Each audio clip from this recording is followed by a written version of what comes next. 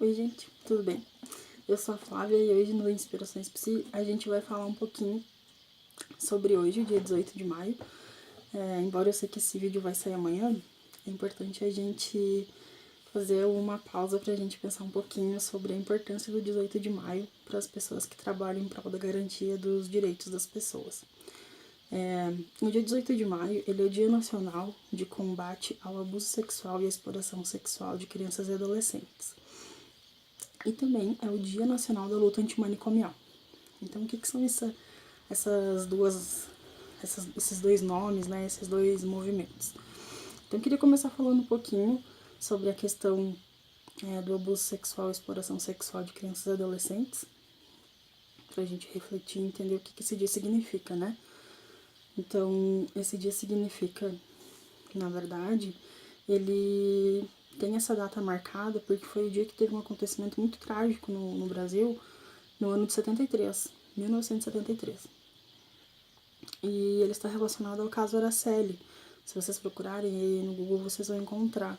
Foi o caso de uma menina de 8 anos que foi sequestrada e abusada sexualmente por 2 jovens adultos. E depois de realizarem o abuso e o sequestro, eles carbonizaram o corpo dela. E esse fato aconteceu no dia 18 de maio. E 6 dias depois eles encontraram o corpo dela. Desde então, desde essa data, existe uma mobilização social com relação às situações de abuso com crianças, né, e adolescentes. E, posteriormente, no começo dos anos 2000, deixa eu conferir, começo dos anos 2000, esse dia virou, através de uma lei, virou um dia nacional de combate, né, contra o abuso e a exploração sexual de crianças e adolescentes.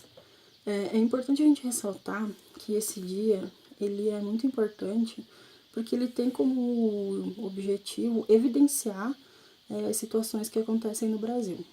Atualmente, milhares de crianças e adolescentes são abusadas sexualmente, né, e exploradas também sexualmente em todas as regiões do país, em todos os municípios, sejam eles de porte grande ou de porte pequeno. E também independente de religião, independente de classe social, independente das questões econômicas, muitas famílias passam por situações como essa, né? Muitas crianças e adolescentes são violentadas todos os dias.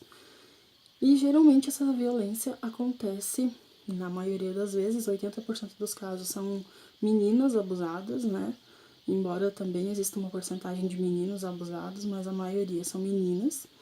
E também a maioria dos casos, eles estão ligados a pessoas próximas à família, próximas à criança ou ao adolescente, né?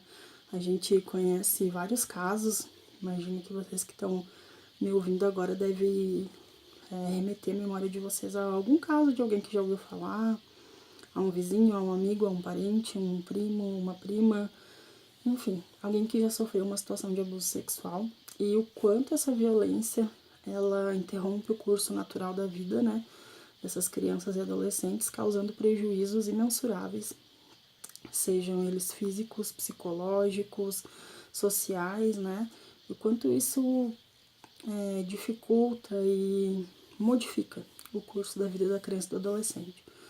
Então, essa data ela tem o intuito justamente de mobilizar a sociedade, de trazer à tona essa pauta, né, do abuso sexual, de que a gente possa perceber o comportamento das nossas crianças, estar disposto a ouvi-las, né?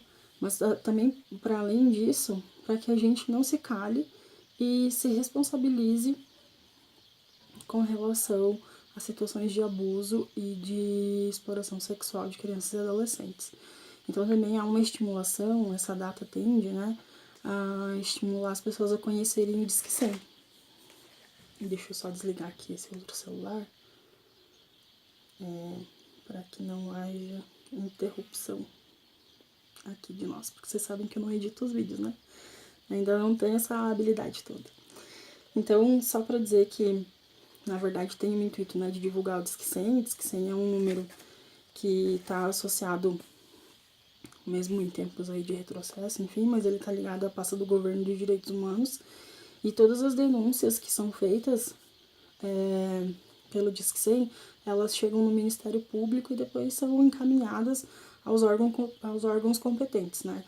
Seja um serviço de proteção da criança e do adolescente, seja o Conselho Tutelar, seja a Polícia Militar, então ele vai ser investigado pela polícia e pelos órgãos competentes, e as redes de proteção vão acolher a situação do abuso à criança e tentar trabalhar esse fenômeno, né, que acaba acontecendo. As denúncias, elas podem ser feitas anônimas, né, de qualquer lugar, qualquer cidade do Brasil. O Disque 100, ele funciona de segunda a segunda, até as 10 horas da noite, pelo menos ele funciona. E a gente não precisa ter certeza e garantia de que alguém está sendo abusado. Basta que a gente tenha desconfiança, identifique, ache que aquilo está acontecendo, a gente pode acionar o Disque 100 e deixar que as autoridades competentes façam o seu trabalho, né? Porque às vezes, muitas vezes, na maioria das vezes, justamente por se tratar de alguém vulnerável, uma criança, um adolescente, eles não têm condições de poder colocar isso, às vezes em forma verbal, ou tem medo, né, de contar esse segredo, às vezes é ameaçado, é coagido. Então é muito importante que a gente se responsabilize também pelas nossas crianças e nossos adolescentes. Então, dia 18 de maio, Dia Nacional de Combate ao Abuso e Exploração Sexual de Crianças e Adolescentes, é um dia muito importante, que faz com que a sociedade se mobilize em torno dessa data para tentar diminuir, né, esses casos e também apurá-los, né, através de estimular a população a denunciar quando souberem de alguma situação. Eu vou tomar uma aguinha que eu tô com a garganta meio irritada hoje. Outra data muito importante do dia 18 de maio é a luta antimanicomial. Dia da luta antimanicomial. O que isso quer dizer, né? Aí a gente vai falar aí de uma das minhas paixões, que é a saúde mental, que eu não quero me alongar muito sobre o que ele é, mas não quero deixar aqui de dizer a importância desse dia, em especial na atual conjuntura. Então, a luta antimanicomial, ela é um movimento que nasceu lá na década de 70, né, e teve como marco histórico 2 eventos na década de 80, que foi o Encontro de Trabalhadores de Saúde Mental lá em Bauru, e também a primeira Conferência Nacional de Saúde Mental em Brasília. Mas antes disso já havia um movimento de trabalhadores, né, que denunciavam a forma como as pessoas eram tratadas nos manicômios no Brasil. Então,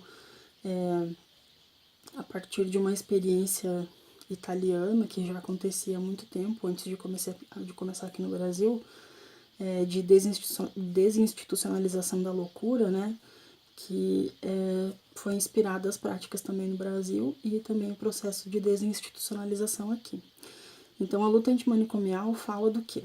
Dos direitos das pessoas que sofrem de alguma doença mental, de algum transtorno mental, que estão passando por uma situação de sofrimento mental e que têm o direito de ser cuidado em liberdade. Então, é um movimento que prima pelo cuidado em liberdade das pessoas, prima pela atenção nos serviços públicos de maneira a respeitar a sua integridade, a sua liberdade, de tratá-las como sujeito e não como uma doença somente, né? A gente tem um histórico da situação da saúde mental bem relacionado a isolamento, né? Historicamente, então quem tinha uma doença mental, quem é mais velho mesmo no Brasil pode lembrar muito bem disso, mas antes mesmo de acontecer aqui no Brasil, o primeiro manicômio, enfim, na Europa já se trancavam as pessoas, né, para poder supostamente tratar, vamos dizer assim, né? Então, fui me encostando aqui, ficou confortável, nem me dei conta que não estava alinhada aqui no vídeo. Mas, enfim, então, esse processo de cuidado do sujeito em sofrimento mental, ele é muito antigo, esse conceito de que a gente precisa tratar para cuidar, tratar não, desculpe, a gente precisa enclausurar para tratar de alguém, né? E esse conceito é ultrapassado, a reforma psiquiátrica brasileira traz justamente um lema que é uma sociedade sem manicômios, falando sobre esse cuidado em liberdade, do direito da pessoa em sofrimento mental poder estar livre para ser atendido, né? Salvo exceções onde o internamento é necessário, mas ainda assim esse internamento em espaço digno, né, de maneira adequada e que não cause danos às pessoas que estão sofrendo mentalmente. Então, ele é um movimento que visa a substituição de um modelo hospitalocêntrico de tratamento para um modelo em liberdade, né? Existe uma lei, que é a Lei 10.216, de 2001, eu não quero estar falando errado, mas se não me engano é de 2001, ela ficou tramitando no Congresso por muitos anos, desde a década de 80, desde a época da redemocratização no Brasil, e foi aprovada só em 2001, depois de alterações na lei, enfim, em função do movimento social estar articulado, né, o movimento da luta antimanicomial, em função dos usuários, dos familiares, porque na verdade o movimento antimanicomial ele agrega vários profissionais de vários setores da sociedade. Então, que justamente dedicam o seu cuidado às pessoas com sofrimento mental, né, seja em qual setor for. E então a luta antimanicomial é um movimento importante, embora ele tenha mais de uma vertente, enfim, ele é fundamental para as pessoas em sofrimento mental. A gente tem uma atual conjunto, a gente tem, na verdade, a Lei 10.216, que a partir da sua criação substitui esse modelo hospitalocêntrico por um modelo em liberdade, né, o cuidado em liberdade das pessoas, e depois portarias que vão poder dar condições de que essa lei seja executada. Então, criam-se os CAPs, os Centros de Atenção Psicossocial, né, nas suas diversas dimensões, CAPs infantil, CAPs AD, que é álcool e outras drogas, atenção psicossocial 1 e 2, dependendo do número de habitantes em cada município. Então, o Brasil vai se organizando para que esse modelo seja instituído e seja de fato, a gente sabe, né, nós trabalhadores, e a gente sabe que ser tratado em liberdade, obviamente, é muito melhor do que ser tratado privado de liberdade, e as pessoas antigamente eram tratadas à margem, né, quem tinha um sofrimento mental era visto como alguém que precisava estar, como eu disse antes, enclausurado, excluído, e a reforma psiquiátrica brasileira vem justamente para dizer o contrário, né? De que a gente não deve excluir ninguém, de que a gente não deve enclausurar ninguém, porque tem uma questão singular, que é o sofrimento mental. Então, a gente teve alguns avanços nesses últimos anos, até que, no ano passado, a gente começou a ter alguns retrocessos na saúde mental, na legislação de saúde mental, e atualmente, nessa última gestão de governo, a gente está tendo um retrocesso imenso com relação a tudo que tinha sido conquistado até agora, né? Inclusive a atual gestão tem financiado, colocado em pauta a questão de financiar a volta do eletrochoque, como, não a volta, né? Mas enfim, a reforma psiquiátrica é contra o eletrochoque de maneira desumana e como ele foi feito até agora. A gente tem aí um filme para vocês verem que se chama Anis da Silveira, sobre uma médica que já se posicionava lá na década de 30, 40, enfim, sobre um tratamento mais humanizado para pessoas que tinham transtorno mental grave, né? E ela era contra o eletrochoque. Então, veja só, antes da década de 60 já tinha pessoas mobilizadas com relação a isso, e agora vem uma gestão aí de governo que quer financiar o eletrochoque, né? Eu sempre brinco que existem algumas questões no Brasil que dá muito dinheiro. Uma delas é o hospital psiquiátrico, e obviamente que o movimento da luta antimanicomial vem tentar, não tentar, mas vem conseguindo ao longo do tempo, com muita história e muita luta, romper com alguns estigmas, né, sociais e principalmente pautando essa questão do cuidado em liberdade, né, porque é fundamental.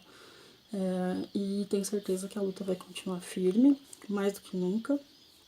A última conferência de saúde mental foi em 2010 e na época eu tive presente, inclusive, eu era delegada do estado de Santa Catarina.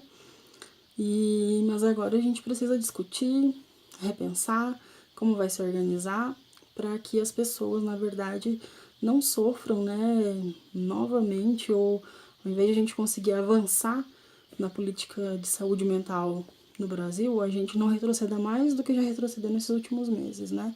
Porque no final quem sofre com isso são as pessoas que têm sofrimento mental, passam por essa situação, têm transtornos graves e precisam de atenção e cuidado, tanto dos seus familiares como do poder público, né?